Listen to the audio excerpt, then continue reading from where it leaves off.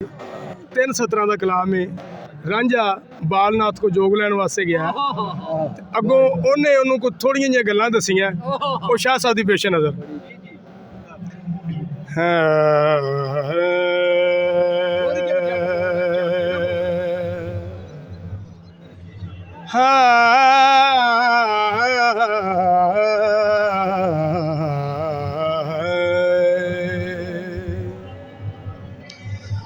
नाथ आखदा जोगदा ओए सबक पहला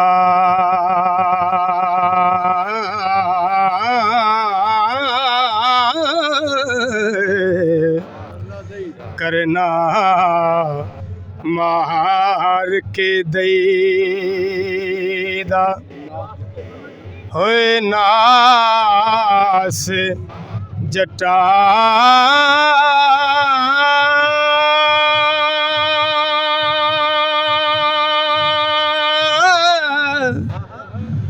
पंज तत सारे वखो वख कहने हो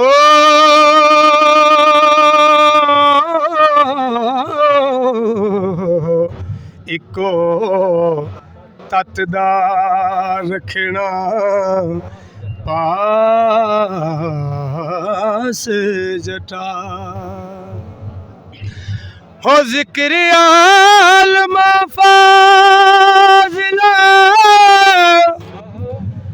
हो सूफिया दा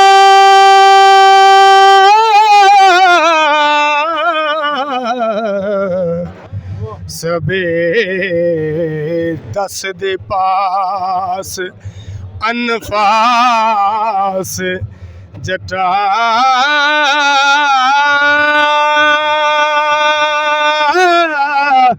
होए दिसन रोते कल्ब दराज मख्फी हो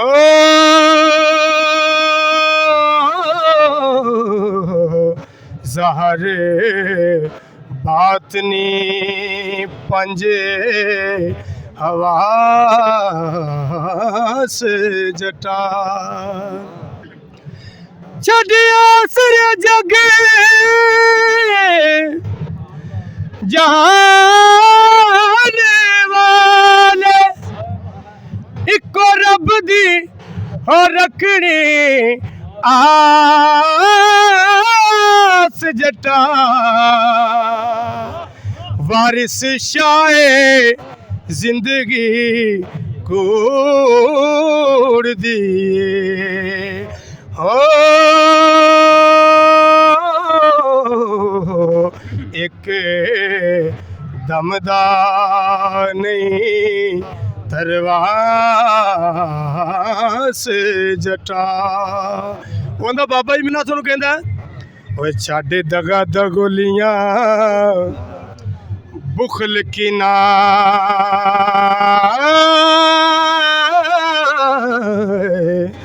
हो के हिरस हवा थी होए पाक जटा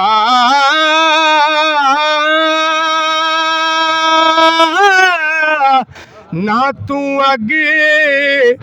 रवे ना रवे पानी हो ना तू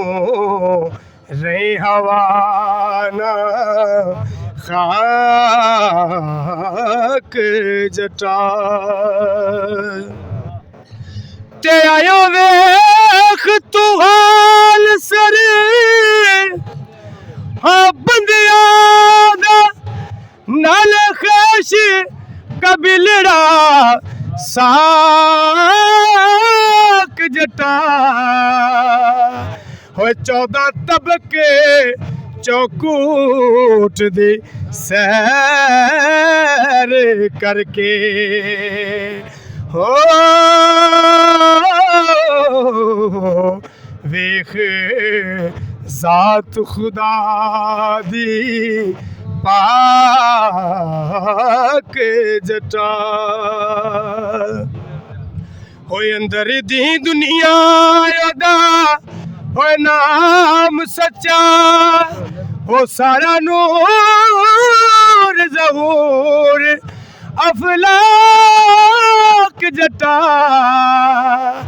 हो वारिस शाता अपना आप जापे होए